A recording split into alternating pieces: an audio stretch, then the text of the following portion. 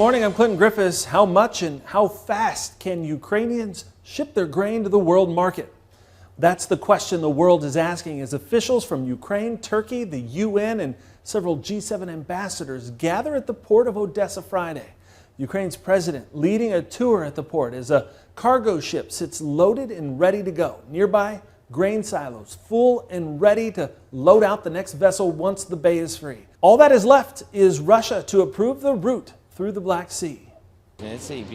We believe that everyone will keep their commitments and guarantees, so the ships and the personnel who risk their lives can be safe.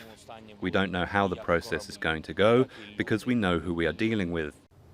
The route is important because it needs to be free of sea mines for the safety of the ship and the sailors.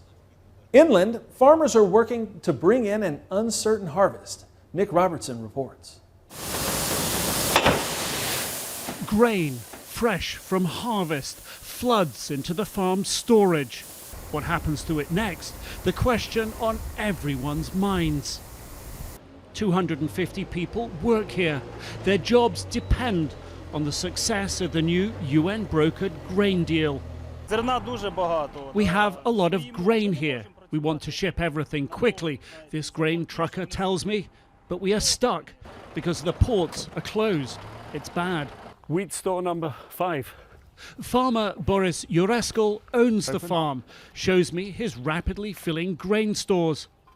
He tells me until empty ships arrive, grain prices will stay low. He'll be forced to cut staff and grain production for next year.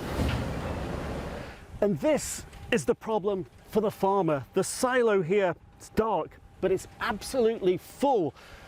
And he still doesn't have a buyer for all this grain. SHOTA KHAJISHVILI usually buys grain from Boris. So far, we don't see any ships coming our way to replace those expecting to leave, because our partners cannot find ships that want to come to Odessa. If the grain deal doesn't hold, this truck driver tells me he doesn't know what he'll do. He hopes there'll be work.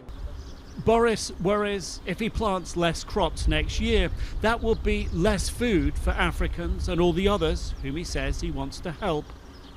At this farm and far beyond, so much rides on getting this year's harvest to the world.